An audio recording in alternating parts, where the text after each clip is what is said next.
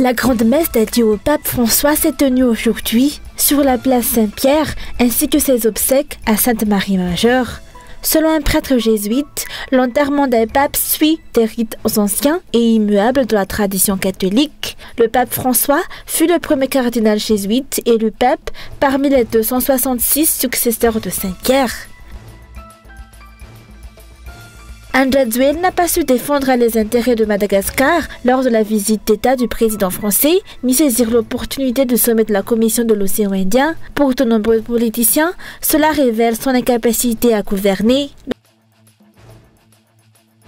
De l'actualité internationale, avant la cérémonie des funérailles du pape François, Donald Trump a rencontré dans la basilique son homologue ukrainien Volodymyr Zelensky, une entrevue jugée très productive par les deux parties. Le président américain avait affirmé quelques heures auparavant que Kiev et Moscou étaient très proches d'un accord, 3 ans après l'invasion de l'Ukraine par les troupes russes.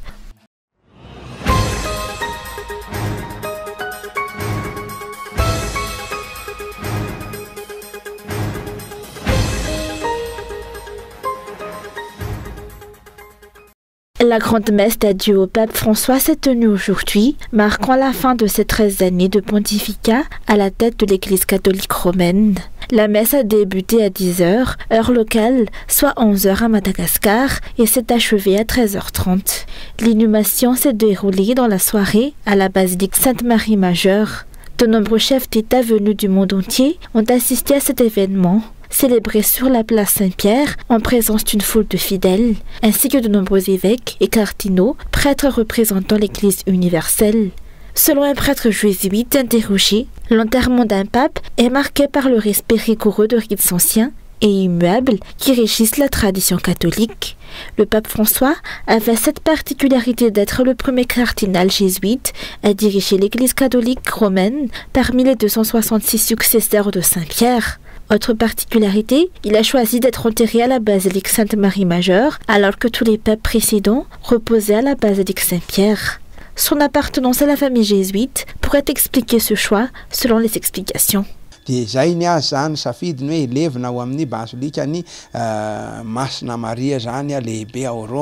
Le choix du pape d'être enterré à la basilique Sainte-Marie Majeure témoigne de sa profonde dévotion envers la Sainte Mère.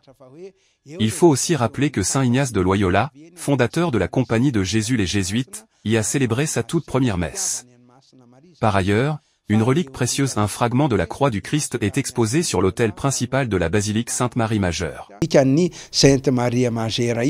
Au moins 7 étapes doivent être suivies après la mort d'un pape, avant l'arrivée du nouveau. Cela commence par la constatation et l'annonce officielle du décès jusqu'au conclave.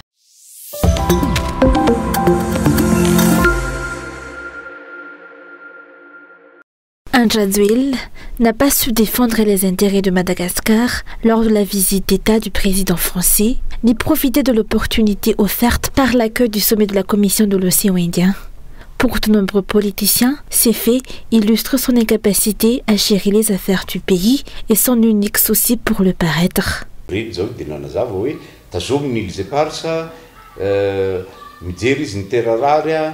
Lors de sa visite, le président français a évoqué la cogestion des îles éparses, l'exploitation des terres rares et l'amélioration du climat des affaires à Madagascar. Des sujets qui montrent clairement qu'il ne cherche qu'à défendre les intérêts de la France. Mais qu'en est-il des intérêts des Malgaches? Qu'a défendu notre président? Rien. Andrzej n'a même pas abordé la question des îles éparses. C'est Emmanuel Macron lui-même qui en a parlé, et uniquement dans une perspective favorable à la France. Pendant ce temps, les Comores, eux, osent encore se battre pour revendiquer leurs droits sur Mayotte, pourtant déjà département français. Nous disposons d'une résolution des Nations Unies en notre faveur concernant les îles éparses, mais Andrzej semble tétanisé à l'idée de réclamer quoi que ce soit. Certains s'interrogent. Aurait-il peur, en revendiquant nos terres en tant que malgache, que Macron lui demande de remettre sa nationalité française?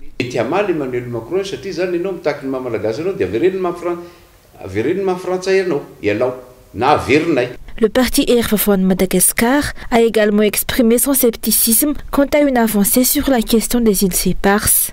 Selon ses membres, il semble que les deux présidents aient déjà réglé cette affaire dans les coulisses.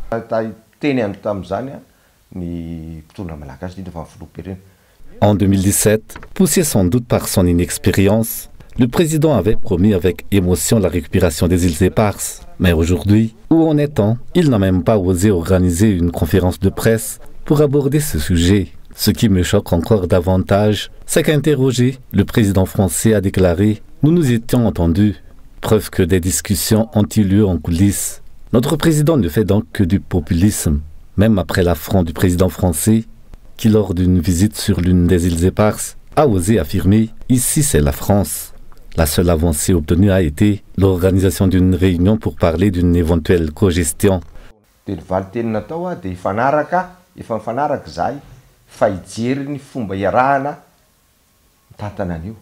Le 30 juin prochain marquera la date prévue pour la deuxième rencontre officielle entre la France et Madagascar au sujet des îles éparses. La grande question est de savoir si les représentants malgaches auront tiré les leçons du passé ou s'ils retomberont dans les mêmes erreurs, tels des chats échaudés, craignant l'eau froide. Les observateurs s'inquiètent également de l'issue de cette rencontre. Sa tenue même est incertaine, car une réunion préalable aurait dû avoir lieu, mais c'est la partie malgache qui a demandé son report à la France, qui pourtant occupe ces terres.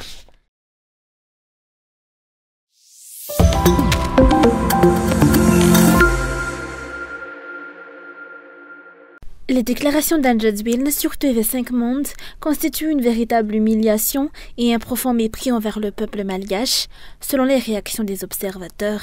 S'ils touchent 100 €, ils sont heureux. Donc les baromètres de mesure ne sont pas pareils. Mais sur quels critères Anjadwin se base-t-il pour affirmer que les malgaches sont heureux? Telle est la question que s'est posée un analyste économique. Ce débat montre à quel point nous régressons, surtout si l'on se réfère aux réalités économiques. Un débat qui, face à notre pouvoir d'achat en chute libre et aux difficultés que traverse la population, n'a tout simplement pas lieu d'être. Les dirigeants n'auraient-ils donc plus de solution durable pour Madagascar? Nous avons souvent affirmé que Madagascar devait devenir le premier pays de l'océan Indien en matière d'autosuffisance alimentaire. Pourtant, la réalité est tout autre, nous continuons d'importer massivement de l'étranger. Les jeux de mots et les discours optimistes ne sont qu'un écran de fumée pour masquer la gravité de notre situation économique. Aujourd'hui, le bonheur à Madagascar, c'est vivre sans électricité, sans eau potable et sans nourriture suffisante. Les experts reconnus au niveau international établissent régulièrement des études et des classements sur la richesse et la pauvreté des nations, en s'appuyant sur des indicateurs mondialement admis. Mais à en croire les observateurs, le président malgache semble être le seul à les ignorer.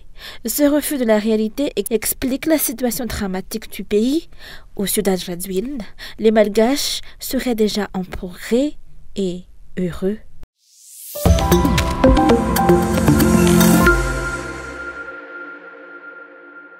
À Madagascar, la valeur des syndicats peine encore à s'imposer.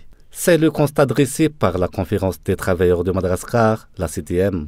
Face à cette réalité, une réunion s'est tenue pour renforcer le niveau du syndicalisme dans le pays. C'était une occasion pour les syndicalistes d'alerter les autorités malgaches. La densité syndicale reste faible, tout comme le taux de syndicalisation, une situation qui limite l'accès des travailleurs à leurs droits, aussi bien professionnels que sociaux. D'après la CTM, il est urgent d'agir. Autre inquiétude, les turbulences économiques mondiales, notamment aux États-Unis, risquent d'aggraver la précarité des salariés malgaches.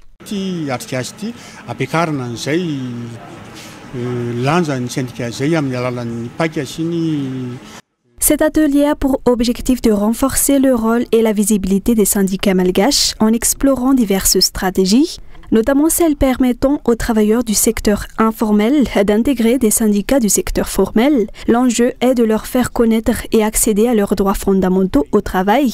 Il est également question de protection sociale, notamment face aux défis posés par les politiques économiques des États-Unis, de l'Europe et de la Chine, qui ont un impact direct sur la création et la préservation des emplois à Madagascar. Dans ce contexte, quelles mesures le gouvernement malgache a-t-il mises en place pour répondre à cette situation?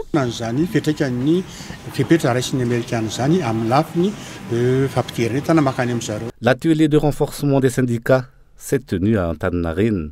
Il a réuni les représentants de l'Organisation internationale du travail ainsi que des responsables du ministère du Travail.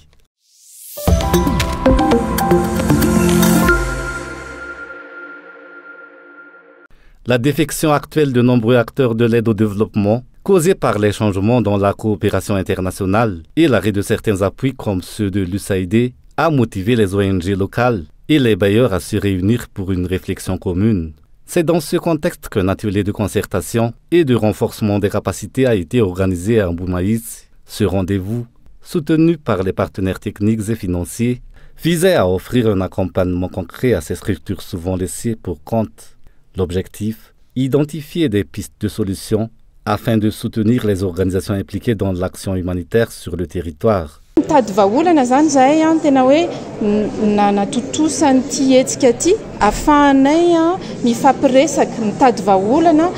L'objectif de cette rencontre est de pouvoir trouver des solutions innovantes pour aider les associations et les micro-ONG à Madagascar afin qu'elles puissent continuer leurs activités sur le terrain auprès de la population dans tout Madagascar.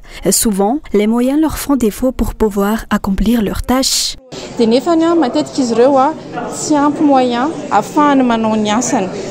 En plus d'un manque criant de moyens matériels, la majorité des organisations œuvrant dans le domaine social à Madagascar souffrent également d'un déficit de formation.